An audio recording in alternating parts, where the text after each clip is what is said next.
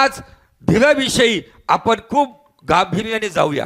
अरे आज आमच्या समोर कदाचित तुमच्या माझ्या जीवनातला तो धीर संपत चाललाय, आम्हाला लगेच पाहिजे, आमच्या मनासारखं घडत नाही म्हणून धीर सुटत चाललाय, आमच्या इच्छेप्रमाणे होत नाही म्हणून धीर सुटत चाललाय. देवाचं वचनच आम्हाला सर्व परिस्थितीवर विजयी करतं. आमेन. पवित्र आत्म्याचं फळ आहे आणि ते आज माझ्यामध्ये असणं गरजेचं आहे. आणि बायबल सांगतं जो धीर धरतो तो एखादं शहर जिंकण्यासारखा व्यक्ती आहे. आमेन. हालेलुया. आम्ही या ठिकाणामध्ये आज पाहणार होती का माझ्या जीवनामध्ये तो धीर आहे का. येशू ख्रिस्ताने आज्ञा दिली. योहान 14 अध्याय 15 अध्याय 16 अध्याय या 3 अध्यायामध्ये येशू ख्रिस्त एवढ्या गोष्टी शिष्यांबरोबर बोलला आणि पित्याबरोबर 17व्या अध्यायामध्ये बोलायच्या पूर्वी आणि 16व्या अध्यायाच्या शेवटी मी नेहमी सांगतो हे वचन पाठ करा, तुमच्या बेडरूम मध्ये लिहून ठेवा. योहान 16:33. मी तुम्हाला या गोष्टी म्हणजे तुम्ही घरी जाऊन वाचा 14, 15, 16 अध्यायामध्ये सगळ्या गोष्टी येशूने सांगितल्या. माझ्या ठाई तुम्हाला शांती मिळावी म्हणून मी तुम्हाला या गोष्टी सांगितल्या आहे. जगात तुम्हाला क्लेश होतील. येशू कधी आम्हाला अंधारात ठेवत नाही. येशू जसं जग आता या जगामध्ये अशी काही मिनिस्ट्री आहे, अशी काही सेवकाई आहे, गोड गोड बोललं जात आहे, चांगलं चांगलं बोललं जात आहे, आनंदमय बोललं जात आहे. सगळीकडे मोटिवेशनल प्रचारक आहेत, सगळीकडे एनकरेज करणारे प्रचारक आहे. निश्चित आम्हाला मोटिवेशनल प्रचारकाची पण गरज आहे, पण त्याचबरोबर आम्हाला करेक्शन प्रचारक पण पाहिजे.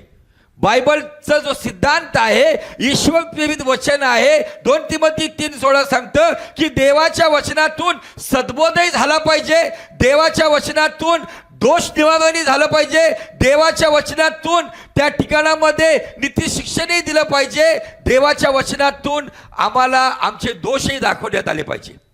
हालेलुया. आज सगळीकडं गोडगोड गोडगोड आणि जिथं सुधारणूक आहे, जिथं नीती शिक्षण आहे तिथं संख्या कमी आहे. आणि जिथं लोकांना जीसस ब्लेस यू, जीसस सगळ्या या गोष्टीमध्ये आज लोक फक्त जसं खुश करता येईल. आणि आज खुश करण्याच्या मागं मागं लोकांनी चर्चमध्ये भक्तीच्या जागी इव्हेंट आणून ठेवलेला आहे. मनोरंजन. चर्च मनोरंजनासाठी नाहीये, भक्ती मनोरंजनासाठी नाहीये. भक्तीमध्ये आलेला व्यक्ती देवाच्या राज्यासाठी सज्ज झाला पाहिजे. ते नीती शिक्षण, ते सुधारणूक, तो सद्बोध आज आम्हाला मिळणं गरजेचं आहे. हालेलुया. Praise the Lord. एका बाजूला ज्ञानी ज्ञानी ज्ञानी लोक चाललेले आहेत, जे केवळ टीचिंग टीचिंग टीचिंगवर चाललेले काम, जे टीचिंग देतात पण त्यांच्यात ते फळ दिसत नाही. अनेक अडचणी मनुष्यात सापडलेला आहे. आणि येशू ख्रिस्त स्पष्ट बोलतोय जगात तुम्हाला क्लेश होणार. जर तुम्ही येशूमध्ये आलाय, येशूला स्वीकारलंय, बाप्तिस्मा घेतलाय, चर्चला येताय, तुमच्या जीवनात आर्थिक क्लेश येतील, फायनान्शियल प्रॉब्लेम येतील, तुमच्या जीवनामध्ये शारीरिक समस्या येतील, तुमच्या जीवनात पारिवारिक समस्या येतील. या सर्व गोष्टीमध्ये येशू म्हणतोय जगात तुम्हाला क्लेश होतील तरी धीर धरा. म्हणजे येशूची आज्ञा आहे. काय धरा? बाकी सगळं सोडा. काय धरा? पण धीर धरा, धीर धरा. हा मी. हालेलुया. या जगामध्ये अनेक बादशाह येऊन गेले, अनेक योद्धे येऊन गेले, अनेक महावीर येऊन गेले, अनेक इतिहासामध्ये येऊन गेले, परंतु ते या जगामध्ये जगाचं युद्ध हरलेले आहेत. ते युद्ध कोणचं? येशू ख्रिस्त एकमेव राजा आहे ज्याने मरणावर विजय झालाय. म्हणून तो म्हणतो जगामध्ये जे पाप आलं, या पापामुळे जी मृत्यू आलं, त्या मृत्यूला त्याने स्वतःच्या मृत्यूने हरवून मरणावर विजय झालेला, जगाला जिंकलेला आमचा विजयी राजा आहे. आम्ही त्या राजाची प्रजा आहे, त्या राजाने ते युद्ध जिंकलेलं आहे. हालेलुया. आम्ही पराजित राजाची प्रजा नाहीये, आम्ही विजयी राजाची प्रजा आहे. आणि तो विजयी राजा येशू ख्रिस्त म्हणत आहे जगात क्लेश होईल माझ्या मुला, माझ्या मुली, परंतु धीर धर, मी जगाला जिंकलेलं आहे. Hallelujah. Hallelujah. Praise the Lord. पवित्र आत्म्याची जी फळं आहेत त्याच्यापैकी हे 4 नंबरचं फळ एकच फळ आहे, पण क्रमांक यादीमध्ये 4 नंबरवर कसं आले थोडंसं स्टडी वाईज जाऊया. गलतीकारास पत्र 5वा अध्याय वचन 22. गलती 5:22. आत्म्याच्या द्वारे निष्पन्न होणारे फळ प्रीती, आनंद, शांती, सहनशीलता, ममता, चांगुलपणा, विश्वासूपणा, सौम्यता, इंद्रिय दमन हे आहेत. या फळांपैकी 4थ्या नंबरवरती येतं सहनशीलता, ज्याला तुम्ही धीरज म्हणू शकता, धीर म्हणू शकता, सबर म्हणू शकता, पेशन्स म्हणू शकता. आमेन, हालेलुया. मला सांगू द्या, या धीराविषयी ज्या वेळेला स्तोत्र 23 आवाज सगळ्यांना पाठ आहे. किती लोकांना स्तोत्र 23 पाठ आहे? परमेश्वर माझा मेंढपाळ आहे. कोण आहे परमेश्वर माझा? तो मेंढपाळ म्हणजे मी कोण आहे? मेंढरू. हालेलुया. तो सिंह आहे तर आम्ही छावा पण आहे. आमेन. मेंढरू पण आहे आणि छावा पण आहे. आमेन. तो यहूदाचा सिंह आहे तर आम्ही छावा आहे. सुरुवात काय म्हणत आहे? परमेश्वर माझा मेंढपाळ आहे, मला काही उणे पडणार नाही, कमी पडणार नाही. तो मला हिरव्याचार कुरणात नेतो, तो मला शांत पाण्याजवळ नेतो. पुढं तो माझा जीव.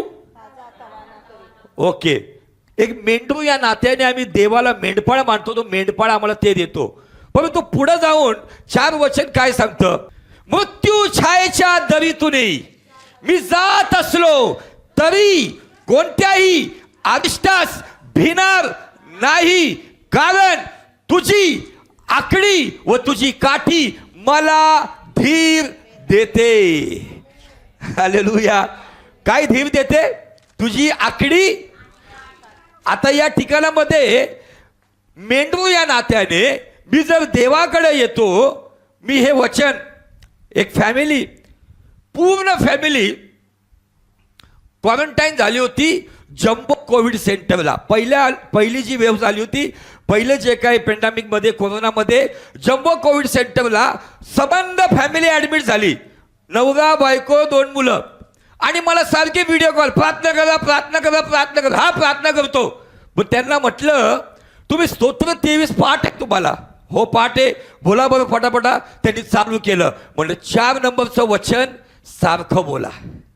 मृत्यू छायेच्या दरीतूनही मी जात असलो तरी कोणत्याही अरिष्टास भिणार नाही, कारण देवा तुझी आकडी व तुझी काठी मला धीर देते. येशू स्पष्ट बोलून गेलाय, या जगात तुम्हाला क्लेश होतील, पण धीर धरा. पण मी धीर कधी धरणार? तुझी आकडी व तुझी काठी म्हणजे काय? तुझं वचन. तुझं वचन. कुणाची भविष्यवाणी तुम्हाला जीवन देणार नाही, कुणाचे गोडगोड शब्द तुम्हाला जीवन देणार नाही. देवाचं वचनच आहे जे आकडीप्रमाणे आणि काठीप्रमाणे धीर देतं. एकदा मी एका गावातून ज्या वेळेला चाललो होतो, मी पाहिलं एक मेंढपाळ चालला होता. तेव्हा मला कळालं आकडी आणि काठीचा काय फायदा आहे. त्या मेंढपाळाला पाहून मी थोडं, खूप अशी मेंढरांची गर्दीच होती, अख्खी गर्दी चालली होती. मेंढपाळ पुढे चालला होता, त्याच्या काखेमध्ये एक आकडीसारखी अशी ती काठी होती आणि हातात एक काठी होती. मी म्हणलं, ही आकडी आणि काठी बिब्लिकल वेने जर दाऊद आम्हाला सांगतोय की काहीतरी त्याच्या मागचं कारण आहे. आकडीचा उपयोग काय आहे? मी त्या मेंढपाळाला विचारलं. मी त्या रस्त्यावरती थांबून राहिलो. तो चढून येत होता वरती, तो चढतोय, त्याच्या मागं मेंढरे येतात. मी त्याला विचारलं, ही आकडी आणि काठी कशासाठी आहे? त्यांनी मला सांगितलं, ही आकडी ज्या वेळेला एखादं मेंढरू भटकतं, बहकतं, कुठंतरी रस्ता सोडतं, तर त्या आकडीने मी त्याला ओढून जागेवर आणतो. आणि याच मेंढराच्या विरुद्ध ज्या लांडगा येतो, माझ्याकडे असताना त्याच काठीने मी त्याचं डोकं फोडतो. हालेलुया. Praise the Lord. मला सांगू द्या, देवाचं मेंढरू या नात्याने, तुम्ही येशूचं मेंढरू या नात्याने, येशू उत्तम मेंढपाळ, महान मेंढपाळ, जिवंत मेंढपाळ, जो आमच्यासाठी सुरक्षा कवच आहे, त्याचं वचन जर माझ्या जीवनामध्ये असेल तर वेळोवेळी कदाचित माझे निर्णय चुकतील, माझी संगती चुकतील, परंतु जर वचनाची आकडी माझ्या जीवनात आहे तर वचनाची आकडी वाईट मार्गाकडे जाण्याला माझे पावलं चांगल्या मार्गाकडे खेचून आणलं. हालेलुया. त्याला मी विचारलं, आकडी कुठं कुठं वापरता? तो म्हटलं, जर समजा रस्त्यामध्ये कुठंतरी धडपडायला लागलं तर त्याच्या पायाला धरून मी बाजूला घेतो. कदाचित कुठं तो कोलमडायला लागलं तर त्याच्या मी गळ्याला धरून बाजूला घेतो. कधी वचन गळ्यातून बाजूला, म्हणजे या विचारातून गळे तुम्हाला कुठं भटकत असाल तर वचन तुम्ही सांभाळून ठेवा. म्हणून दावीद काय म्हणतो स्तोत्र 119:11 मध्ये की हे देवा तुझं वचन मी माझ्या मनात जपून ठेवलं आहे यासाठी की मी तुझ्या विरुद्ध पाप करू नये. हालेलुया. वचन आकडी काठी आहे, वचन दुधारी तलवार आहे, वचन ढाल आहे, वचन अग्नी आहे, वचन जीवनी पाणी आहे, वचन जीवन देणारं आहे. हालेलुया. Praise the Lord. आज आम्ही कितीतरी लोक पाठांतराने स्तोत्र 23 बोलतात, परंतु मृत्यू छायेच्या दरीतून, आणि दरी म्हटलंय तिथं, काय म्हटलेले, एक मेंढपाळ मेंढरांना मी विचार केला तेव्हा की हा दरीमध्ये कशाला कोलमडायला गेला एवढे मेंढर घेऊन, इथं वरती गवत नाहीये का, त्या दरीमध्ये का घेऊन गेला तो, तर त्याला मी तोही प्रश्न केला. तो म्हणला दरीमध्ये जे पाणी सगळं शेवटी खाली येऊन ज्यावेळेस ते मुरतं त्याच्यातून पौष्टिक गवत तयार होतं, आणि ते पौष्टिक गवत खाल्ल्यावरती त्या मेंढराला ताकद मिळते आणि त्याला मांस पण चांगलं येतं. हालेलुया. Praise the Lord. कधी कधी देव तुम्हाला मृत्यूछायेच्या दरीतून नेतो, यासाठी नेतो की तुम्ही पौष्टिक व्हावं, तुम्ही मजबूत व्हावं, तुम्ही ताजेतवाने व्हावे, तुम्ही सामर्थ्यवान व्हावं. त्या मृत्यूछायेच्या दरीतून लांडगा जरी मृत्यूसाठी टपला असेल, काळजी करू नका, तुझी आकडी व तुझी काठी मला धीर देते. हालेलुया. Praise the Lord. धीराच्या विरुद्ध काय शब्द असेल, धीराच्या विरुद्ध पेशन्स के अपोजिट कौन सा वर्ड है, धीरज के अपोजिट कौन सा वर्ड है, धीराच्या विरुद्ध कोणता शब्द आहे. जो धीर ठेवत नाही म्हणजे काय करतो, घाई घाई करतो. धीराच्या विरुद्ध काय आहे, घाई आहे किंवा अधीर आहे. आणि हायवेवरती लिहिलेलं होतं, तिथं लिहिलं होतं अति घाई संकटात जाई. हालेलुया. म्हणून काय लोकांना असं वाटतं 4 दिवसामध्ये थोडंसं अर्ध्या हळकुंडेमध्ये पिवळं झाल्याबरोबर असं वाटतं की हमी हम आहे, बाकी सब पाणी कम आहे. आणि या गोष्टींमुळं अति घाई करायला लागतात, आणि त्या घाई घाईमुळं काय होतं माहिती का, एक तर डोकं फुटतं नाही तर दातं पडतात. ज्या वेळेला लेकरू नवीन नवीन चालायला लागतं त्याला असं वाटतं मी खूप आता मस्त चालणार आहे, त्याचे जे बेबी फिफ्ट असतात पळता पळता कितीतरी लेकरांना डोक्याला टेंगळे येतात किंवा होटामध्ये दातं घुसतात. का, घाई घाई. पण तेच लेकरू ज्या वेळेला मॅच्युअर्ड होतं, प्रौढ होतं, त्याला माहिती आहे कुठं पळायचं आणि कुठं थांबायचं. ज्या वेळेला घाई होते, आउट ऑफ कंट्रोल मनुष्य जातो, त्याच्या जीवनामध्ये तो स्वतःहून कुठे ना कुठं आपल्या जीवनात स्वतः अरिष्ट घेऊन येतो. संकट फक्त दुष्टाकडून येत नाही, हल्ले फक्त सैतानाकडून होत नाही. आमच्या जीवनामध्ये येणाऱ्या वाईट परिस्थितीला कधी कधी आमची घाई नडते, आमचं अधीर मन नडतं. आम्ही केलेला अतिउत्साह स्पिरिच्युअल असावं, एक्स्ट्रा स्पिरिच्युअल नसावं, पवित्र असावं, अति पवित्र नसावं. बायबलमध्ये अशी एक संख्या देवाच्या कृपेने मोशेच्या द्वारे मिस्राच्या गुलामीतून सोडवण्यात आली, आणि त्या संख्येने किंवा त्या लोकांनी, लाखो लोकांनी देवाच्या अद्भुत गोष्टी पाहिल्या. त्यांनी पाहिलं की त्यांच्यासाठी परमेश्वर दिवसाच्या कडक उन्हामध्ये मेघस्तंभ आणायचा, आणि त्या मेघस्तंभातून त्यांना उन्हाचा कुठलाही त्रास होत नव्हता, सावली होती.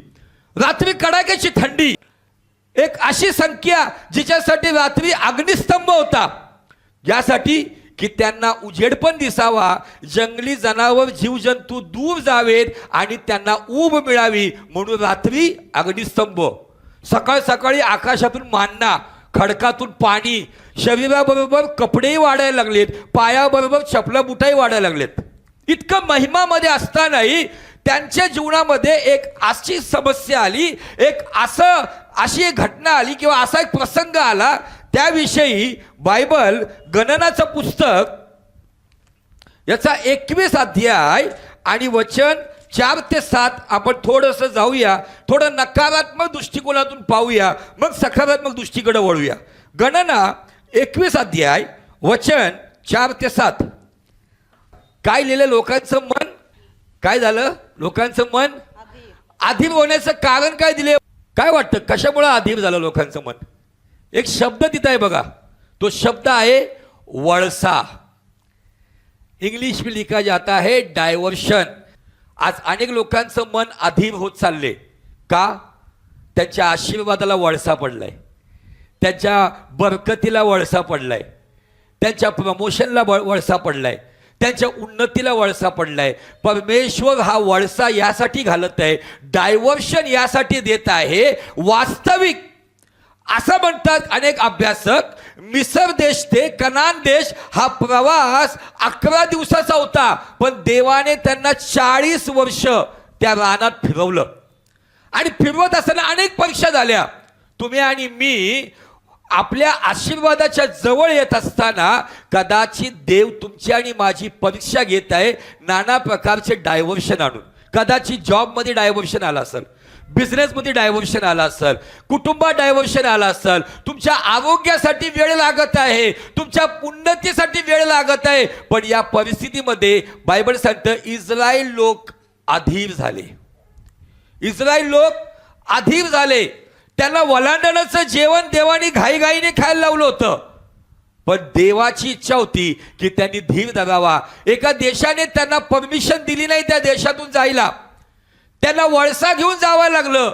कधी कधी आम्ही प्रार्थनेवर प्रार्थना करतोय, उपवासवर उपवास करतोय, चर्चला रेग्युलर जातोय, देवाला रेग्युलर आम्ही देतोय, पण काही गोष्टींमध्ये आम्हाला वळसा लागलाय. याच्या मागे देवाची काहीतरी योजना आहे की देव मला परखतोय, देव माझी परीक्षा घेतोय की हा वळसा लागल्यावर हिचं मन याचं मन अधीर होते. काही व्यक्ती अशी म्हणती की मी तुझी आकडी व तुझी काठी मला धीर देते.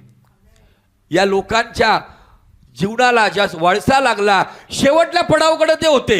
लवकरच काही वेळानंतर काही समयानंतर ते पोचणार होते, पण देवाने त्यांची तिथं परीक्षा घेण्यासाठी थोडंसं त्यांचा मार्ग थोडासा वळवला.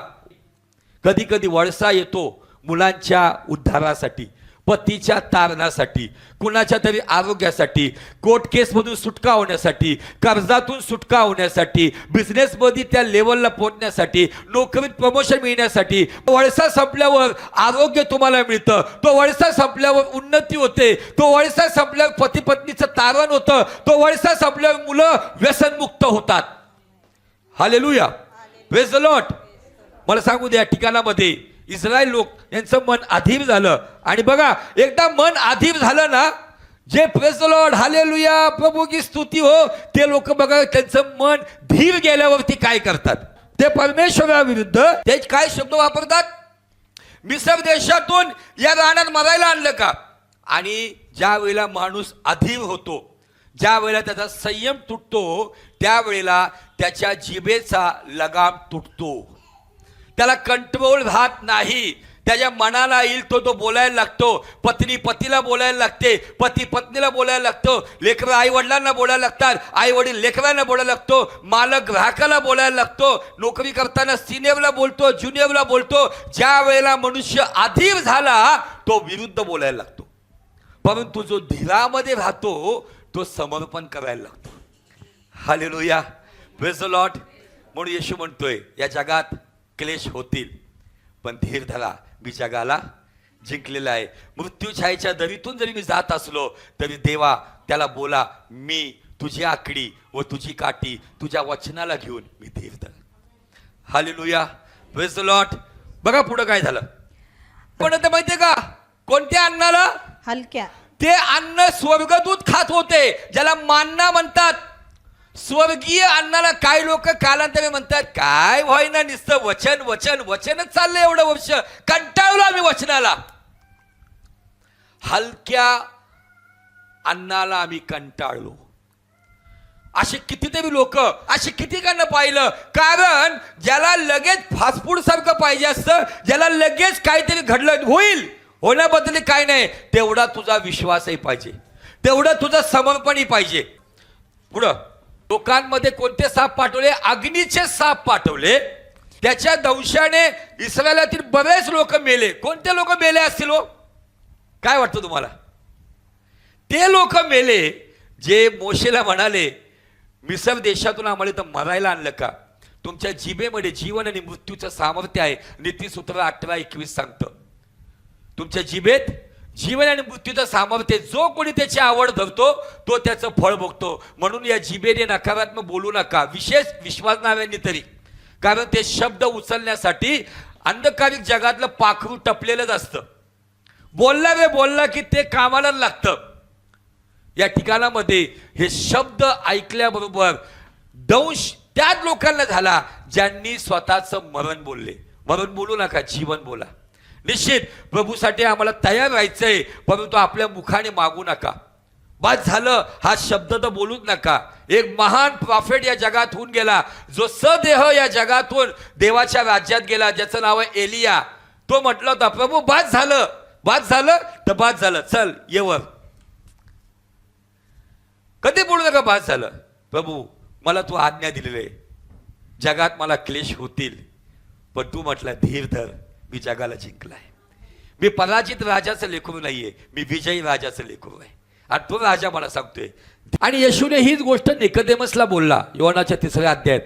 जसं अरण्यामध्ये सर्प उंच करण्यात आला, तसंच मनुष्याचा पुत्र उंच करण्यात येईल वधस्तंभावर. जो कोणी पापामुळे मरत असेल, जो त्याच्याकडे पाहिल, आपलं जीवन त्याला देईल, तो जगेल. Hallelujah, praise the Lord. ही घटना काय दर्शवत आहे? एक वळसा त्या लोकांच्या जीवनात आला जे आशीर्वादित देशाच्या जवळ आले होते. शेवटल्या घटकेला त्यांनी कुरकुर चालू केली, आपल्या मुखाने मरण बोलले, अधीर झाले, म्हणून मरणाचा सामना करावा लागला. पण त्या परिस्थितीमध्ये त्यांनी आपलं पाप कबूल केलं, आपली चूक कबूल केली, पश्चाताप केला आणि सेवकाला म्हटले की तू प्रार्थना कर. देवाने त्याचं सोल्युशन दिलं. एका बाजूने अग्निसाप दंश करत होते मरणासाठी, दुष्ट आज दंश करत आहे व्यसन आणि पापाच्या माध्यमातून, पण आमच्यासाठी देवाने त्याचा पुत्र उभा केला, जो त्याच्याकडे पाहतो त्याला जीवन मिळतं. Hallelujah, praise the Lord. आता सवाल आहे, तो धीराचा जन्म आमच्यात कसा होईल? तर जाऊया याकोबाचं पत्र, याचा 1 अध्याय, याकूब की पत्री 1 अध्याय वचन 1 से लेके 4 तक. 12 वंशातील कोणत्या लोकांना?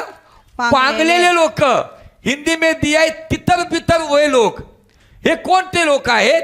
जे 12 वंश आहेत, इस्रायलचे 12 वंश आहे, ज्यांनी प्रभू येशू ख्रिस्ताला ग्रहण केल्यामुळं, येशूचा स्वीकार केल्यामुळं त्यांना यरूशलेम मधून पळावं लागलं, आपलं घरदार सोडून पळावं लागलं. आणि हे पत्र लिहिणारा प्रभू येशूचा भाऊ आहे. आणि तो त्या लोकांना लिहित आहे की जे एका वाईट अवस्थेमध्ये आपलं घरदार सोडून पांगलेत, आपलं घरदार सोडून पसरलेत. अशा लोकांना तो म्हणत आहे, माझ्या बंधूंनो, माझ्या बहिणींनो, माझ्या भावांनो, नाना प्रकारच्या परीक्षांना तुम्हाला तोंड द्यावं लागतंय, है ना? आज तुम्ही कितीतरी गोष्टींना तोंड देताय.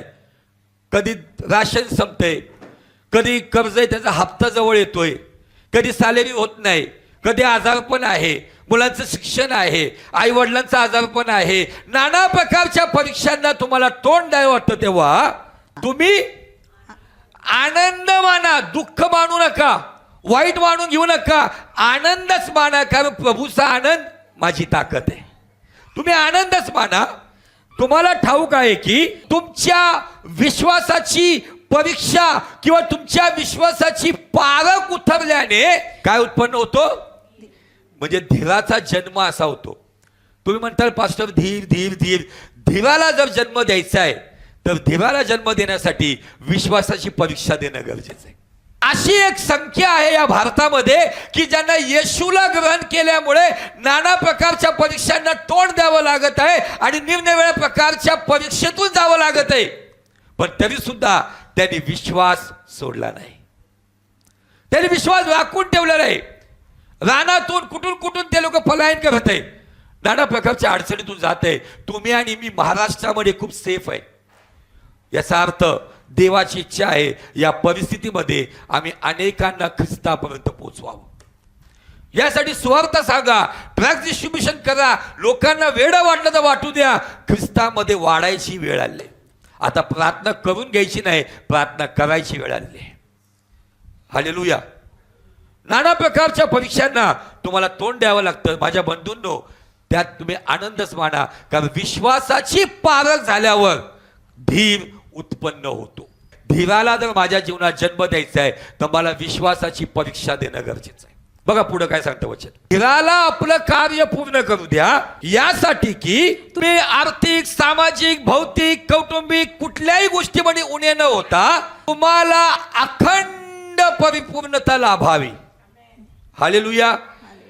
आज कुठंतरी आमच्या परिपूर्णतेला कुठंतरी भेगा पडल्यात, कुठंतरी मधूनच लिकेज होत चाललेलं आहे. मला सांगू द्या, पाणी किती पण भारी येऊ द्या, पण पाईप मधून फुटला असेल तर, हा नळ किती पण सोन्याचा बसवा, पण कनेक्शनला दिलेलं पाईप मधून फुटला असेल तर, हा पाईप ते दाखवतोय.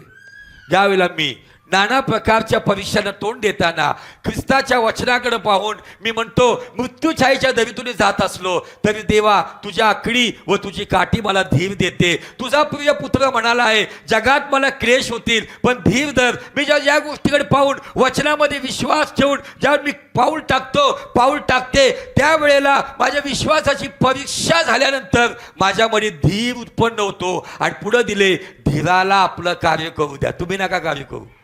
तो धीर काम करायला लागतो यासाठी की तुम्हाला कशातही उण नसावं, तर तुम्हाला अखंड परिपूर्ण लाभावी. Hallelujah, praise the Lord. धीराचा जन्म असा होतो, जोपर्यंत संकट येत नाही, आजारपण येत नाही, समस्या येत नाही, आर्थिक अडचणी येत नाही, सामाजिक अडचणी येत नाही, तोपर्यंत विश्वासाची पारख होत नाही. आणि विश्वासाची पारख होत नाही तर धीर उत्पन्न होत नाही. एकदा धीर उत्पन्न झाला मग कुठल्याही अडचणी येऊ द्या, आम्हाला काम करायची गरज नाही. पवित्र आत्म्याचं हे फळ धीर काम करायला लागतं. Hallelujah, praise the Lord. फिलिप्पीच्या मंडळीला ज्यावेळेस पत्र पाठवण्यात आलं तेव्हा स्वर्गातून त्यांना एक संदेश आला. तो संदेश काय सांगतो बघा, प्रगटीकरण 3:10. फिलाडेल्फिया ही मंडळी हीच मंडळी आहे जिचं रॅप्चरमध्ये किंवा पहिल्या पुनरुत्थानामध्ये ख्रिस्ताची वधू तीच होणार आहे जी फिलाडेल्फियाच्या अभिषेकात चालत आहे. फिलाडेल्फियाच्या मंडळीमध्ये काय महत्वाची गोष्ट होती, ऐका, नीट ऐका. काय म्हणत आहे, धीराविषयीचं माझं वचन काय केलंय, राखले. आज लोकांनी नाही त्या गोष्टी भंगार राखून ठेवलेल्या आहेत. पण मला सांगू द्या, आज इथं तुम्ही ऐकत आहात, जे फेसबुक ऐकत आहेत, जे कोणी युट्यूब मधून ऐकतील, या ठिकाणी मला बायबल सांगतंय फिलाडेल्फियाच्या मंडळीने धीराविषयीचं वचन राखलं होतं. मला असं वाटतं कदाचित फिलाडेल्फियाच्या मंडळीने स्तोत्र 23:4 प्रमाणे म्हटले असेल, मृत्यूछायेच्या दरीतून प्रभू आम्ही जाऊ, परंतु आम्ही तुझी आकडी व तुझी काठी जी धीर देते, जे वचन ते सांभाळून ठेवू. कदाचित फिलाडेल्फियाची मंडळी म्हटले असेल, तुझा प्रिय पुत्र योहान 7:33 मध्ये म्हणाला, जगात आम्हाला क्लेश होतील पण धीर धरा, आम्ही धीर धरला. आणि त्याची पावती या ठिकाणामध्ये आलेली आहे. फिलाडेल्फियाच्या मंडळीला पत्रामध्ये म्हटलेलं आहे, धीराविषयीचं माझं वचन तू राखलं आहे, म्हणून पृथ्वीवर राहणाऱ्या लोकांची परीक्षा होण्याचा जो परीक्षा प्रसंग, सर्व जगावरती तो प्रसंग येणार आहे न्यायाचा, त्यापासूनही मी तुम्हाला राखे. हालेलुया. कोणत्या जगावर प्रसंग येणार आहे, जर मी रॅप्चर मध्ये किंवा पहिल्या पुनरुत्थानामध्ये जर उचललो गेलो नाही, जिवंत असताना किंवा मृत्यू पावल्यानंतर शेवटपर्यंत ती धाव राखून ठेवल्यानंतर, वचन राखून ठेवलं, येशूशी इमानदार जर मी राहिलोय, तर मला सांगू द्या फिलाडेल्फियाच्या मंडळीचा अनुग्रह तुम्हाला आणि मला आहे. कारण एक असं दिलेलं या ठिकाणामध्ये कोणता प्रसंग, परीक्षा प्रसंग. मंडळी ख्रिस्ताबरोबर उचलली जाईल आणि त्यानंतर या जगामध्ये 7 वर्षाचा महासंकटाचा काळ सुरू होईल. अँटी क्राइस्ट आपले हातपाय पसरायला लागल, खोटा संदेश इकडे तिकडे काम करायला लागल, खोटे साक्षी उभे राहतील. आणि सगळ्या गोष्टी काय दर्शवत आहे, येशू ख्रिस्त आपल्या वधूला, ती वधू जी धीराने त्याचं वचन राखू नये, तिलाच घेऊन जाणार आहे. ज्याला पहिल्या पुनरुत्थानामध्ये भाग आहे, त्याच्यावर दुसऱ्या मृत्यूचा म्हणजे या महासंकटाचा आणि नरकाच्या आगीचा प्रभाव राहणार नाही. म्हणून प्रियांनो, फिलाडेल्फियाच्या मंडळीचा अंतःकरण घ्या. ती म्हणत आहे की आम्ही देवाचं वचन, धीराचं वचन राखून ठेवलं आहे. Hallelujah, praise the Lord. पुढच्या पॉइंटकडे जाऊया. या ठिकाणामध्ये अशी गोष्ट आहे, धीराची धाव. कोणती धाव, धाव म्हटल्यावर जोराची धाव पाहिजे ना.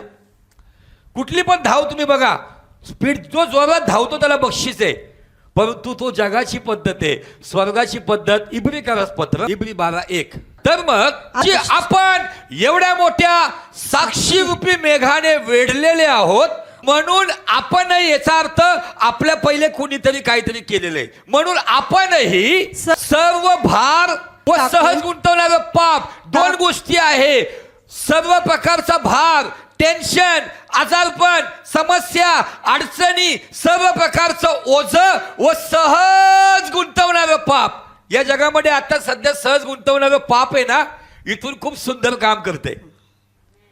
इथून खूप सुंदर काम करते. लोक 12-12 तास ह्याला घेऊन झोपतात. लोकांसमोर हे जात नाही. बोटांना तर इतका व्यायाम मिळालेला आहे याच्यामुळं नुसतं टिकटिक टिकटिक टिकटिक चालू आहे.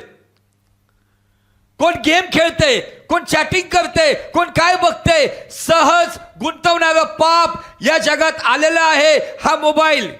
हे वापरणं वाईट नाहीये, पण मी याच्यातून गुंतवला जातोय जगामध्ये का याच्यातून मी देवाकडे गुंतला जातोय. माझा अधिक वेळ ही वस्तू खात आहे का माझा अधिक वेळ ही वस्तू खात आहे. हालेलुया. सहज गुंतवणारं पाप म्हणजे आपल्या जीवनातलं भार, चिंता, काळज्या आणि सहज गुंतवणारं पाप. सहज गुंतवणारं पाप आणि सर्व भार टाकून द्या. आज तुम्ही ख्रिस्ताच्या भागात चाललाय, पण का सहज गुंतवणारं पाप आणि सर्व भार तुम्ही फेकलाय का? आपल्याला नेमून दिलेली एक धाव आहे. कोणती धाव आहे? सार्वकालिक जीवनाची धाव. इटर्नल लाईफ, अनंत जीवन. तुम्हाला आणि मला एक गोल दिलेला आहे. कसंही करून मला असं जीवन जगायचं की मी सार्वकालिक जीवनात जाईल. आपल्याला नेमून दिलेली धाव. कसे धावावे? म्हणजे एक धाव असं हळू हळू धावा, परंतु धीराने धावा. धावतानाचा धीराने. हालेलुया.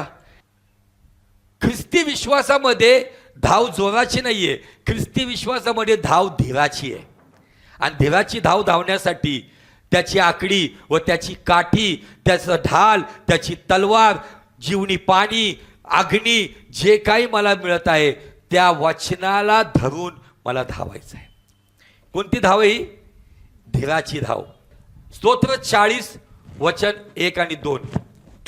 धीर धरून कुणाची वाट पाहिली? परमेश्वराची.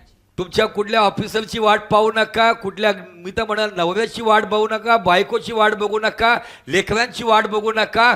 ती कुणी भारी व्यक्ती असो, संत्री, मंत्री, मुख्यमंत्री, कुणाची वाट बघू नका. स्तोत्रकर्ता म्हणतो मी धीर धरून परमेश्वराची वाट पाहिली, तेव्हा त्याने काय म्हटले? माझ्याकडे वळून. मला सांगा, जर मुख्यमंत्री वळला तर त्याच्या मागचा ताफा पण वळतो का नाही वळतो? हा का मुख्यमंत्री या गल्लीत गेला, पाठीमागचे बॉडीगार्ड तिकडे गेले, असं होतं का? हा मी ज्या वेळेला खूप महत्वाची गोष्ट आहे, तुम्ही आणि मी आपल्या परिस्थितीमध्ये धीर धरून जेव्हा देवाची वाट पाहतो ना, तर इथं तुमच्या आणि माझ्यासाठी मिखाईल वळत नाही, गॅब्रिएल वळत नाही, कुठला संत वळत नाही, कुठला भविष्यवक्ता वळत नाही, तर स्वतः देव तुमच्या परिस्थितीकडे वळतो. जर देवाला तुमच्याकडे वळवायचं असेल तर धीराची गाडी चालवणं गरजेची आहे. हालेलुया. मी धीर धरून परमेश्वराची वाट पाहिली, तेव्हा तो माझ्याकडे वळून पहिले वळतो. वळतो म्हटल्यावरती बिना बघता वळतो का? आणि मला सांगू द्या, स्वर्गातून कदाचित परमेश्वर तुमच्या त्या परिस्थितीमध्ये तुम्ही धीर धरून त्याची वाट पाहताय, परमेश्वर असं सिंहासनावर वळून बघतोय. तो वळून बघतो म्हटल्यावरती मिखाईल म्हणून काय वळून बघत आहे? देवाचा पुत्र म्हणून काय वळून बघत आहे? सगळेच एकामागे वळून बघतील. आणि कोण व्यक्ती आहे म्हणून एंजेलिक मिनिस्ट्री तुमच्या आजूबाजूला यायला लागेल. हालेलुया. एंजेलिक मिनिस्ट्री, स्वर्गदूतांची सेवा कुणाच्या भविष्यवाणीने मिळत नाही. ज्या धीर धरून तुम्ही वाट पाहता ना, तर तो पंतप्रधान जो त्या सिंहासनावर बसलाय तो वळतो, त्याची सेना आमच्यापर्यंत पोहोचते. बघा पुढं नीट ऐका. नाशाच्या खाचेतून, दलदलीच्या चिखलातून त्याने मला, अरे नाशाच्या खाचेतून काढिले मला, काढिले मला, काढिले मला, नाशाच्या खाचेतून काढिले मला, काढिले मला, काढिले मला, खडकावर सापिले मला.